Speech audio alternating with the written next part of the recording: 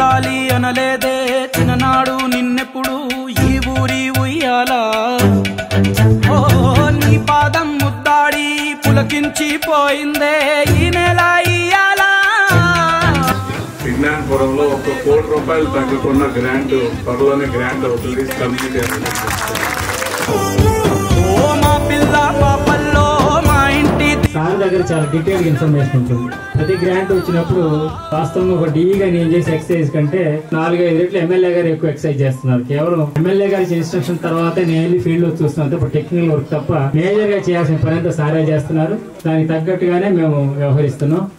Total service 36 years లో నేను ఇంతవరకు ఎమ్మెల్యేలు చాలా మంది చూసాము, ఎంపీలు లేకపోతే మినిస్టర్స్ చూసాము.